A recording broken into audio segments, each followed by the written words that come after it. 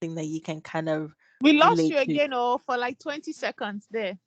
Can you hear me now? Where was I? Yes. You said in personal relationships as well. Mm, That's where you said. yeah. Oh, yeah. I was saying in personal relationships and friendships, people should never sacrifice wanting to be friends for respect. They should never sacrifice respect because um if you're friends with someone and you keep letting them say something very disrespectful or demeaning, whether it's about you and your culture or about another minority, and you stay there and laugh off about it, knowing fully well that you're uncomfortable, then that is not a friendship that you should keep. You should be able to tell someone and educate that person that this is ignorant and you shouldn't say that. Like, always make sure that respect is something that you're including in whatever dealings that you have. And that's something that's very difficult for a lot of people when they move, like trying to ask for that respect and trying to ensure that it's something that people have when they deal with you, when they speak with you, when they associate with you. Like, they should know what your limits and what your boundaries are. Like, you have other friends who actually are respectful. Like, you don't have to keep that one. Yeah. In terms of the positives, though, um, I'd say probably being able to have more adventures since I've moved here. So, like, you just get up and go somewhere, and there's so many new things to learn and to see, and there's always a something that I'd never thought of before. Um, yeah, like that's a positive.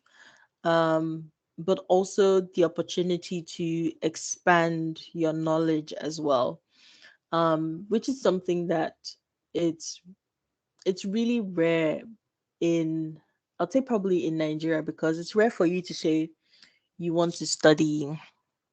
I'm trying to think of the most random course that there might be for someone to want to study, and you feel like you get a job from it.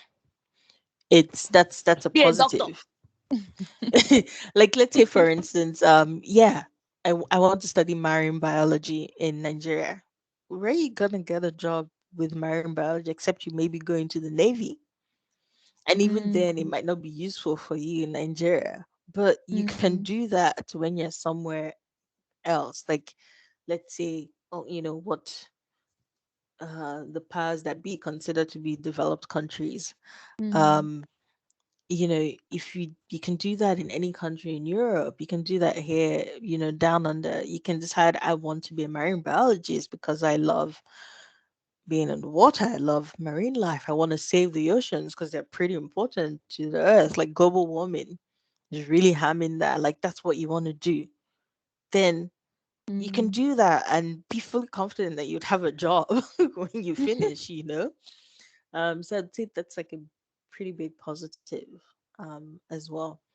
But it's also the fact that, and I would say probably the biggest positive for me, it's the fact that um, people do take, um, if you do say that you're struggling, whether it's emotionally or mentally, um, it's something that's taken seriously. If you're working, you're able to say, I want to take a personal day because I am not feeling my best. And you can take a personal day. I don't know about, let's say, the USA, for instance, because I mean, I used to work with, they barely got holidays. But I know here in Australia, and I know in quite a few countries in Europe, if you said you wanted to take a personal day to deal with your mental health, that's something people took seriously, and you were allowed to take a personal day. Um, I also liked the fact that for 2 weeks at the end of the year, businesses close here and people can actually spend time with their families for Christmas. You know, Mm. things are a lot more flexible. So you don't have to work yourself to death and feel like you can't make ends meet. Like, that's also a positive as well.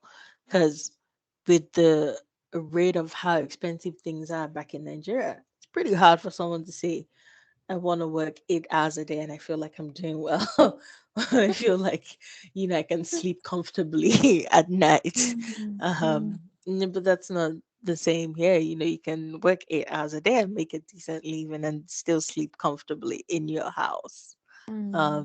And wake up the next day and still feel okay. Yeah. Yeah. I guess those are the positives for me. Mm. Wonderful, wonderful. Wow. So yeah, that's amazing. Thank you so much for sharing. I'm just reflecting on all those wonderful things that we've all learned here today. Um, and we look forward to having you soon for another topic and to share your wisdom with us. Thank you so very much for stopping by.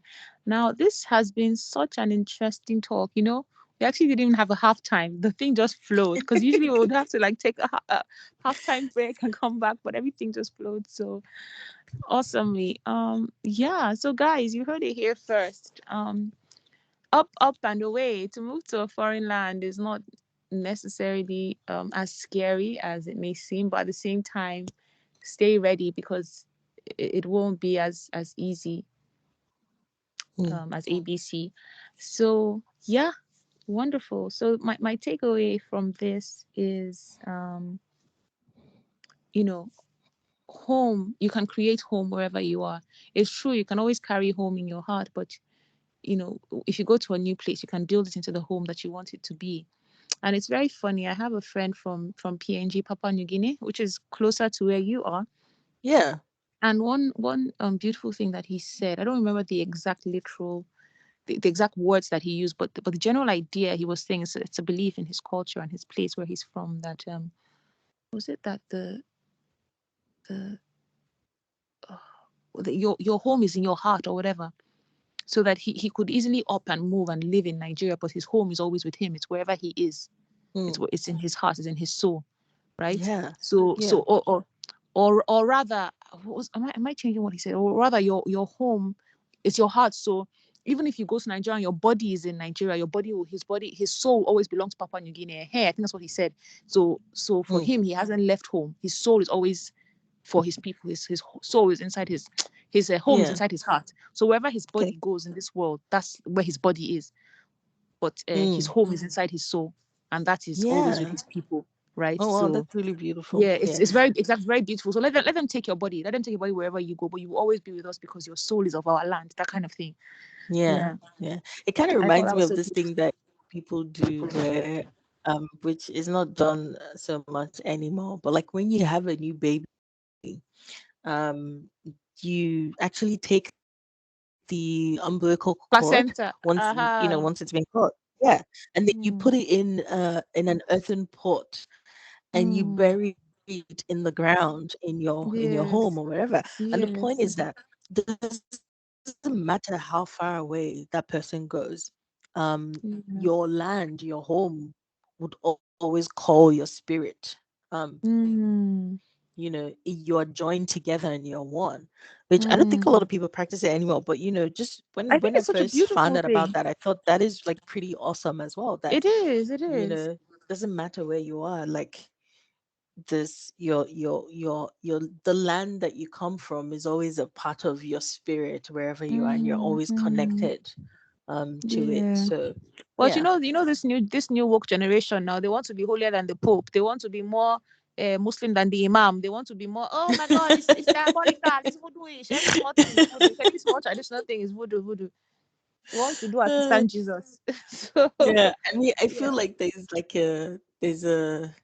a fine line that there's culture, there's tradition, and then there's like you know uh fully dabbling in like superstition and idol worship and Mm, things like that. I think my sister was mm, actually going to do like a film on like customs. And she'd like started filming some mm, people because she had been in Nigeria a couple of times last year to do some filming. I should ask her how far she is with that project, but it actually delves into like some of these practices. mm, There's a big difference between culture and tradition, and then fully doing like um with some of the actual religious practices that maybe based on your faith, it's not something that you agree with. And I think a lot of people blur the two and don't know which is which. But again, I chalk that down to having a lack of understanding of your traditions. And that's something, maybe you should ask your parents a lot more about, or even like your grandparents as well, because they would Mm, know mm. how to tell you like It what's the depends, fine though. It line, and depends. Some what parents do will you say, do. "Hey, prophet, Oh, that's true as well. apostle, bring the holy water, When oh, you're deliverance, deliverance, deliverance needed in this house, please." when your mother is the resident pastor in the As family in, group deacon, chat, deaconess. I think What? My enemies, oh, my I don't enemies think have you got will my have that child, oh. conversation. Pardon? What? Oh, What did I you don't say? think they'll be able to have those. I said when your mother is the resident pastor in this group chat, you can't Yeah. have those conversations with her. But yeah, Oh look for my the god. open-minded uncle or auntie to Yeah. ask. Uh, Oh my word. Wow. So yeah, this has been amazing. Thank you again. Thank you so so so so much. And we hope to have you back with us soon. Have a beautiful, beautiful rest of your day. Just now all going right, to it is leave the 9 p.m. what? My dear, all right, it Oh, is 9 p.m. I am oh going to bless. bed, and you are just waking up. Yes, yes. I'm just Yeah. gonna play the end music now. Ciao. Bye.